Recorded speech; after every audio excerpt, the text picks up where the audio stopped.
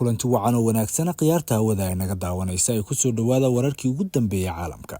Ukraine ayaa sheegtay inay soo riday diyaarad dagaal oo Ruushka leedahay oo ah nooca Su-35.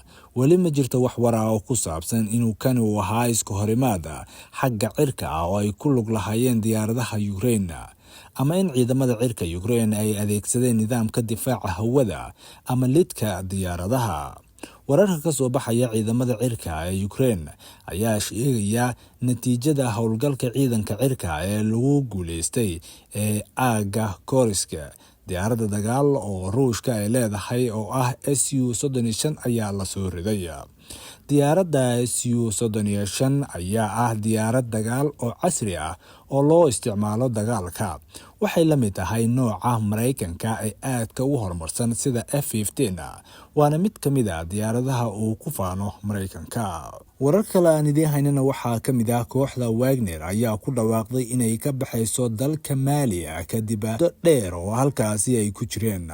Kooxdan ku dhawaaqista ay ku dhawaaqday ka bixitaanka dalka Mali kadib waxa ay ugu yeertay dhamaadkii hawshii ugu weyneed ee ay ka waday dalka ku yaala galbeedka Afrika. Kooxda calooshood u shaqaystayaasha ah ee Ruushka ayaa halkaasi ka howlgalaya tan iyo 2021 ayagoo markaasi kala shaqeynaya militariga si ay uga hortagaan mideynta islaamiga ah. Fariin ay kooxdu soo dhigtay barta Telegramka ayay ku sheegtay inay markaasi la dagaalameen argagixisada oo ay ka bar dagaalameen dadka rayidka ah ee Mali, ayagoo dilay markaasi kumanaan dagaalyahano ah iyo weliba taliyaashooda kuwaasi oo argagixiso gelinayay dadka rayidka ah sanado badan. Ku dhawaaqista ka bixitaanka Mali ayaa ku soo beegmaya isla maalin ay soo baxayaan warar sheegaya in ciidamada Mali ay isaga baxeen saldhigga weyn oo ku yaala bartamaha dalkaasi kadib markii ay la kulmeen weeraro badan oo laba waji ah oo lagu hoobtay muddo markaasi toddobaad gudihiisa ah.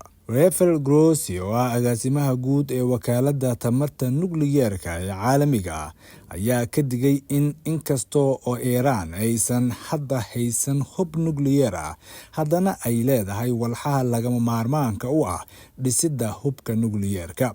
Waraysi uu siiyay Financial Times, Grossi waxa uu sidoo kale ka digay in haddii ay Iran hesho hubka nukliyeerka ay keeni karto falcelin ka dhaca bariga dhexe.